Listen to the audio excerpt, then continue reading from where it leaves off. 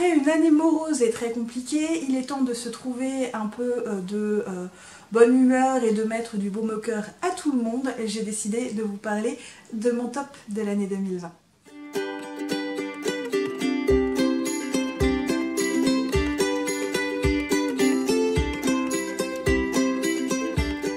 Salut tout le monde, aujourd'hui on se retrouve pour une nouvelle vidéo que j'avais très envie de vous tourner parce que on a eu une année très compliquée pour tout le monde. Moi j'ai eu une santé pas toujours là.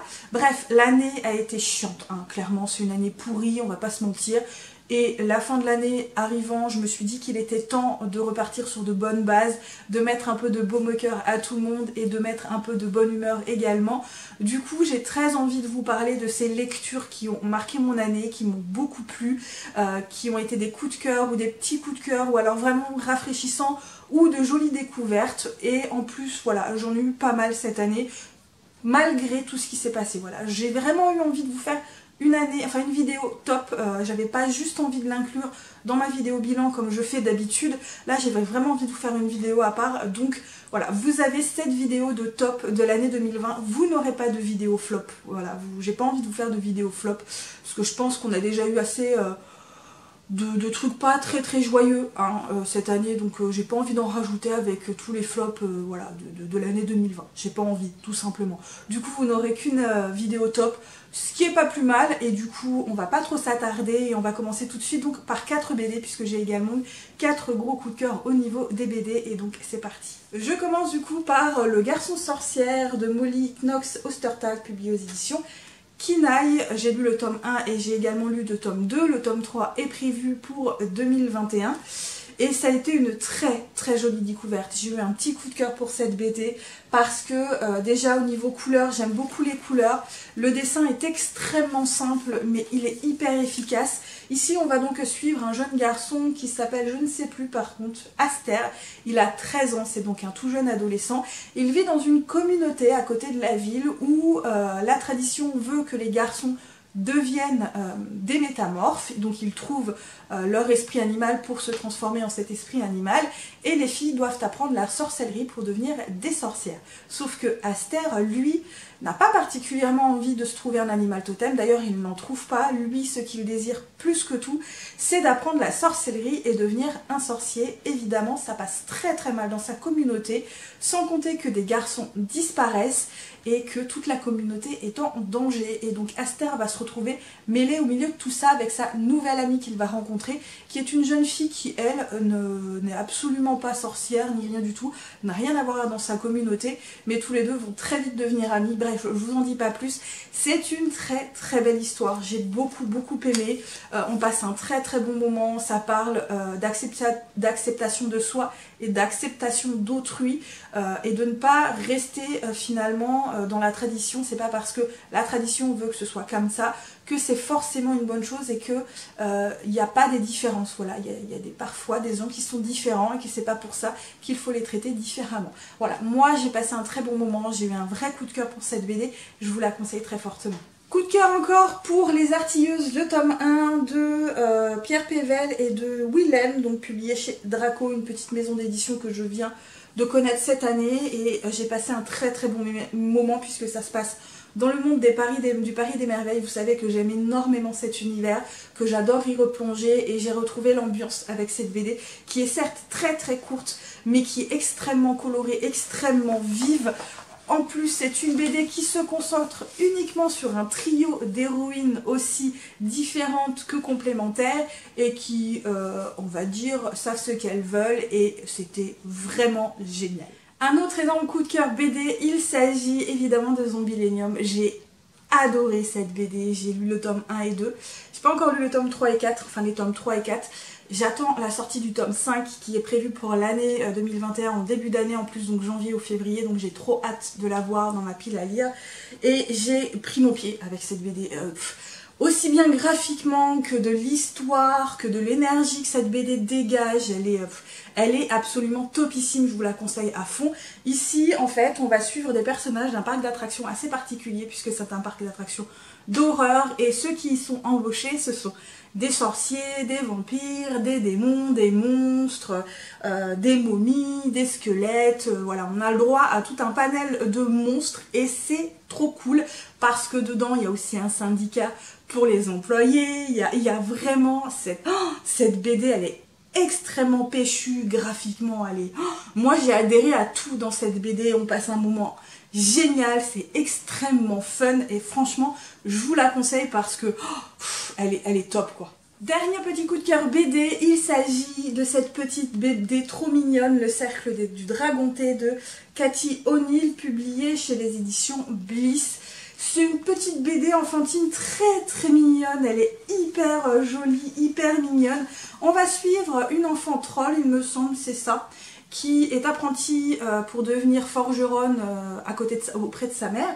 Et un jour, elle va rencontrer un petit dragon blessé, elle va le ramener chez lui, et c'est là qu'elle va rencontrer des personnes qui ont un petit salon de thé, du coup, tout juste en dehors de la ville, et elle va très rapidement s'y faire des amis, vouloir y aller très régulièrement. Elle va rencontrer plein de petits dragons de thé, et elle va rencontrer tout un tas de personnages, et c'était trop mignon. Il se passe pas grand chose dans cette BD, c'est juste extrêmement mignon. On parle de différence, on parle de personnes voilà, qu'il faut accepter parce que bah, ça parle de façon très mignonne, de façon très subtile de l'homosexualité, des différences, d'accepter ces différences, et j'ai trouvé ça trop adorable. Graphiquement, c'est voilà, c'est très mignon graphiquement. Juste pareil, pour exemple, voilà, c'est adorable. Cette BD, elle est extrêmement mignonne. Rien que les dragons, regardez-moi les petits dragons là.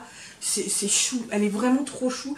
Je passais un très bon moment et d'ailleurs dès que le tome 2 sort, je me le procure et je fonce dessus. Passons au coup de cœur livresque en tant que tel parce que j'en ai eu quand même 6, ce qui est assez rare chez moi. J'ai très peu de gros coups de cœur, j'ai très peu de coups de cœur d'ailleurs à l'année. Souvent j'en ai 3, 4 grand max. Là j'en ai eu 6 et la plupart se sont faits pendant le confinement, alors c'est encore mieux, vous voyez. Bref, le premier que je vous présente, c'est le premier tome d'un journal d'un assassin, donc Défaillance Système de Martha Wells, publié chez La Talente. Et j'ai adoré parce que c'est tout court déjà et en temps normal je n'aime pas les nouvelles. Voilà, je déteste les nouvelles, c'est trop court, j'arrive pas à m'y faire. Et pourtant, là, c'est passé tout seul. Donc on est vraiment dans de la SF pure et dure. On va y suivre un androïde qui a été loué par des scientifiques pour les protéger dans leur mission de prélèvement de tout ce qu'il y a sur une planète qui n'est pas encore habitée. Et malheureusement, on va essayer de tuer l'équipe qu'il est censé protéger. Or, cet assassin a la particularité de s'être à moitié affranchi de ses protocoles, ce qui fait que il est capable de prendre ses propres décisions et il est capable d'aller contre les ordres et contre le programme qui lui a été instauré de base. Voilà, et j'ai trouvé ça vraiment chouette parce que c'est un personnage qui est très cynique, qui a une vision des humains et du monde autour de lui très différente de ce qu'on a l'habitude de voir. Le personnage, il est vraiment très sympathique à suivre et j'ai beaucoup aimé ce personnage, j'ai beaucoup aimé les interactions, j'ai beaucoup aimé sa façon de parler des humains, j'ai beaucoup aimé sa façon de fonctionner et c'était trop bien. Je l'ai bouffé, voilà, je l'ai bouffé parce que j'ai adoré le personnage, j'ai adoré l'ambiance générale, j'ai adoré l'univers. Et ce, malgré le fait que ce soit extrêmement court, j'ai eu l'impression d'en avoir assez pour une fois avec un premier tome, surtout quand c'est une nouvelle.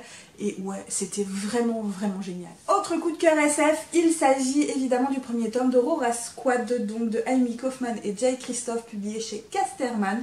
Déjà, la couverture est absolument magnifique, voilà, j'adore la couverture. Et j'ai beaucoup aimé le côté SF Space Opera, donc de suivre tous ces personnages qui vont former une équipe, qui vont partir à l'aventure. Il va leur arriver tout un tas de choses et j'ai tellement aimé parce que chaque personnage est différent. On en découvre petit à petit et finalement j'ai été assez surprise parce que c'est pas ce à quoi je m'attendais au niveau entre guillemets des réponses qu'ils ont trouvées. J'ai trouvé ça vraiment cool, en plus ça va vite, on n'a pas le temps de s'ennuyer, les personnages sont ultra attachants, on est vraiment dans le space opéra. En plus j'aime le space opéra les gars, donc évidemment j'ai pris mon pied, je l'ai bouffé, je l'ai dévoré et en plus c'était vraiment le type de lecture qu'il me fallait à ce moment là et j'ai adoré, vraiment j'ai adoré les personnages, l'univers, tout ce qui se passe, ça rebondit dans tous les sens. On n'a pas le temps de s'ennuyer, on a une équipe qui va vraiment évoluer, qui va vraiment se souder au fur et à mesure des chapitres pour former vraiment une équipe bien soudée, alors qu'au départ c'était quand même mal parti, puisque cette équipe est formée, entre guillemets, des rejetés, des pieds cassés, de tous ceux qui vous voulez, donc tous ceux dont personne ne veut, et pourtant ils vont tellement bien fonctionner ensemble sur la fin, et c'était trop bien, c'était vraiment trop bien. J'ai pris mon pied, j'ai adoré, j'ai passé un super bon moment et j'ai tellement hâte de lire la suite de ce tome 1. Une très jolie découverte avec I'm Still Alive de Kate Alice Marshall, publié chez PKJ. Celui-là, je l'ai pratiquement pas vu passer sur les réseaux sociaux, mais mon dieu, c'était une tellement bonne découverte. Ici, on est vraiment loin des clichés qu'on a l'habitude de voir dans le young adulte avec une romance ou un triangle amoureux. C'est pas du tout le cas ici. Ici, on va suivre une jeune fille de 16 ans qui va perdre sa mère des suites d'un accident de voiture. Elle-même va avoir de graves séquelles physiques et elle va se retrouver perdue au milieu de nulle part avec un père qu'elle rencontre pour la première fois pratiquement, puisque la dernière fois qu'elle l'a vu, elle devait avoir 4 ans, donc elle n'a pratiquement plus aucun souvenir de cet homme. Et cet homme va vouloir lui apprendre à survivre en plein milieu de la nature. Et malheureusement, ça va lui être très utile parce que ce dernier va mourir. Et à ce moment-là, cette jeune femme va devoir se dépatouiller toute seule dans un univers hyper hostile, hyper dangereux et vraiment complètement isolée du monde. Et c'était tellement bien de voir cette jeune fille essayer de s'en sortir et à montrer tellement de force, de résilience face à la nature. Elle est passée par un panel d'émotions et c'était vraiment au niveau émotionnel, c'était les montagnes russes quoi. Et j'ai adoré parce qu'en plus on a une jeune femme quand même qui dès le départ n'a pas honte des cicatrices de son corps. Elle sait ce qui lui est arrivé, elle sait que les gens peuvent la regarder de façon étrange, mais elle a absolument pas honte parce qu'elle sait d'où ça vient, ça fait partie d'elle. Et voilà, c'est une jeune fille déjà dès le départ qui a l'air complètement atypique, qui s'en fout un peu des critères de beauté, qui cherche pas le grand amour spécifiquement. Elle n'est pas dans ce délire dès le départ. Et ça j'ai aimé parce qu'on a vraiment un personnage féminin qui est déjà assez atypique, même si c'est pas vraiment très développé, puisque là on ne développe pas ce trait de caractère là au départ, puisqu'elle est vraiment pas on va vraiment la découvrir dans un monde très hostile qui n'est absolument pas urbain et entre guillemets civilisé. Là on va la découvrir autrement et c'était tellement bien, j'ai adoré ce personnage, on la suit, elle est toute seule et pourtant on n'a pas le temps de s'ennuyer, on n'a pas le temps du tout de voir les pages défiler et ça a été une très bonne découverte. Je vous conseille vraiment ce roman. En plus c'est en un tome, donc une fois que vous l'avez lu c'est terminé et c'était vraiment un roman que j'ai beaucoup aimé. Ça a été une très bonne découverte avec un personnage complètement différent, dans un univers vraiment différent dont on n'a pas l'habitude de voir, avec un personnage qui va énormément évoluer, qui va comprendre le monde de façon différente et franchement il était génial ce roman. Je comprends pas pourquoi il n'est pas trouvé un peu plus son public parce que franchement il était génial quoi. Alors c'est pas vraiment un coup de cœur, mais ça a été presque un coup de cœur parce que, enfin si c'était un coup de cœur même, c'est pas l'énormissime coup de cœur mais c'est un petit coup de cœur parce que ce roman est d'une fraîcheur parfaite. Il s'agit donc de Josh plus Hazel ou Comment ne pas tomber amoureux de Kristen Lorraine, publié aux éditions Hugo Roman. Et j'ai pris mon pied. J'ai pris mon pied notamment à cause du personnage d'Hazel qui est un personnage totalement atypique, qui est prude de décoiffage, qui a confiance en elle, qui a un manque de tact et qui a des réflexions qui sont totalement hilarantes. J'ai aimé la relation entre elle et Josh parce que elle et Josh sont deux personnages complètement différents et qui ne s'apprécient pas trop au départ. Vous voyez, ils n'ont pas d'atomes crochus. C'est pas que ils n'apprécient pas l'autre parce que voilà, ils l'aiment pas pour ci ou pour ça. Non, non, non. C'est juste qu'ils n'ont pas en première apparence d'atomes crochus. Voilà. Et pourtant, la relation entre ces deux personnages est géniale. J'ai adoré parce que pour une fois, et ça faisait très longtemps que j'avais pas lu ça, on a un personnage non seulement féminin très brut de décoiffage, qui a confiance en elle, qui a des réflexions à mourir de rire, mais on a une relation qui va se construire sur le long terme. Ce sont des personnages qui vont se découvrir petit à petit, qui vont apprendre à s'apprécier d'abord en tant que connaissance, puis en tant qu'amis, et cette amitié va évoluer en plus. Et ça, je le vois si peu souvent dans les romances. Souvent, c'est des personnages qui vont « Oh mon Dieu, il est trop beau, oh là là là là, on va coucher ensemble et en fait, je l'aime. » Non, non, non. Là, c'est pas le cas. Et ça fait tellement de bien d'avoir une relation qui va se construire tout en douceur. Là, j'ai vraiment trouvé ça hyper crédible. J'ai vraiment trouvé ça, et en même temps, bien plus beau parce que finalement, ils vont tomber amoureux après avoir vraiment appris à connaître la personne. Ils vont passer par tout ce qui est connaissance, amitié, et j'ai trouvé ça vraiment génial. Sans compter que c'est extrêmement frais, extrêmement drôle. La relation, elle est faite de répliques très piquantes. Hazel, elle est piquante, elle est adorable, elle est un personnage qui va porter pratiquement le roman à elle toute seule, et c'était vraiment, vraiment génial. Un roman tout en émotion que j'ai mis très longtemps à lire, il m'a fallu 1 an pour le sortir de la pile à lire, et pourtant c'était tellement bien. Donc il s'agit de Royaume de vent et de colère de Jean-Laurent Del Socorro, ici publié chez Actu SF, donc dans leur version hardback.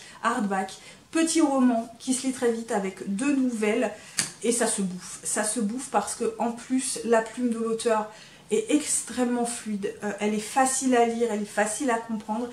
Et c'était génial. Alors ici on est dans une période historique où Marseille est une république indépendante, et on va se retrouver juste quelques jours avant, quelques semaines et quelques jours avant, entre quelques semaines et quelques jours avant, le roi qui va vouloir reprendre Marseille et entre guillemets la réintégrer à la France. Voilà, c'est un peu ça. Et à ce moment-là, on va suivre tout un panel de personnages qui vont se croiser dans une auberge, plus ou moins, et on va suivre vraiment ces personnages juste avant tout ce qui va arriver. Et en fait, si vous voulez, la pression, elle va monter tout doucement et ça va exploser à la fin, et c'était tellement bien. Les personnages, l'auteur va introduire des personnages absolument géniaux, absolument attachants, hyper cool. Ce sont des personnages qui n'ont rien à voir les uns avec les autres, et pourtant leurs destins vont se retrouver plus ou moins liés, et c'était fort en émotion. Moi, je vous avoue que j'ai aimé les personnages. Alors, il y a une touche de fantaisie, mais très petite, avec 2 magiciens.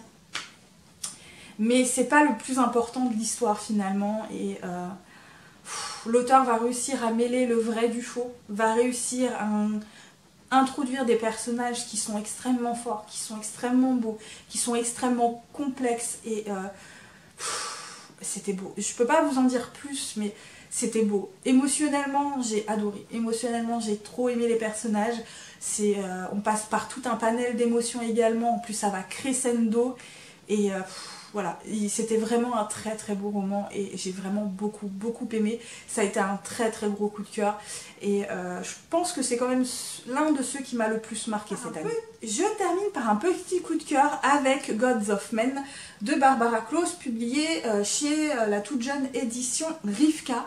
Et j'ai adoré, c'est de la fantaisie, c'est du young adulte, on y suit des personnages géniaux, j'ai adoré les personnages.